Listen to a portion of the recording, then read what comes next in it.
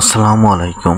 এখন আমি আপনাদের সাথে ভিডিওতে যে বিষয় নিয়ে আলোচনা করব সে বিষয়টি হলো হাঁস পালনের গোপন রহস্য বা অল্প পুঁজিতে বেশি লাভ। এই বিষয় নিয়েই এই ভিডিওতে আলোচনা করা হবে। আমার এই ভিডিওটি যদি আপনাদের একটু ভালো লেগে থাকে তাহলে প্লিজ লাইক, শেয়ার, কমেন্ট এবং সাবস্ক্রাইব করবেন। আপনাদের কোনো বিষয়ে যদি প্রশ্ন থাকে তাহলে আমাকে কমেন্ট করবেন, আমি পরবর্তী ভিডিওতে সে বিষয়ে উত্তর দিয়ে দেব। আপনারা যারা হাঁস পালন করতে চান বা অল্প পুঁজিতে ব্যবসা করতে চান তারা হাঁস পালন করতে পারেন।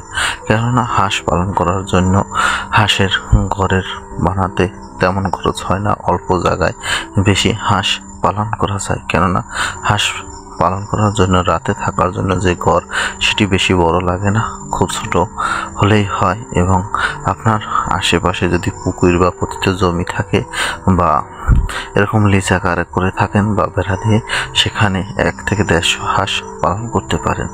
এর সাথে সাথে একে হালকা খাবার দিলেই হয়, যেমন ধান, চাল বা বাজারে কেনা হাঁসের ফিড বা মুরগির ফিড এসব খাওয়ান দিলেই এতে হয়ে যায়। এবং সকালবেলা যদি ছেড়ে দেন জমিতে তাহলে সেখান থেকে অর্ধেক পেট ভরে আসতে পারে এবং তারা প্রকৃত থেকেই নিজের খাদ্য খেয়ে আসতে পারে এবং সামান্য পরিমাণ দানাদার খাদ্য দিলে বা ধান দিলেই হয়ে যায়। এবং আপনি যদি হাঁস পালন করে থাকেন, হাঁসের রোগ বালাই কম এবং বেশি পরিমাণ টিকা দিতে হয় না, শুধু ডাক পেলে এবং ফাউল কলেরা টিকাটা দিলেই হয়ে থাকে। এবং মাঝে সাঝে হালকা ঠান্ডা লাগতে পারে, এর ওষুধ খাওয়ালেই হয়ে যায়।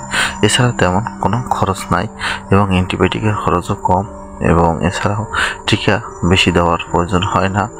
এজন্য আপনারা হাঁস পালন করতে পারেন। হাঁস পালন করলে বেশি লাভবান হতে পারেন এবং হাঁস পালন করলে হাঁসের চাহিদাও বাংলাদেশের বাজারে অনেক রয়েছে এবং হাঁসের ডিমও অতিরিক্ত চাহিদা রয়েছে। এই পদ্ধতিতে যদি আপনি হাঁস পালন করেন বা হাঁস পালন অল্প পুঁজিতে বেশি লাভ করা যায়। আমার এই ভিডিওটি যদি আপনাদের একটু ভালো লেগে থাকে তাহলে প্লিজ লাইক, শেয়ার, কমেন্ট এবং সাবস্ক্রাইব।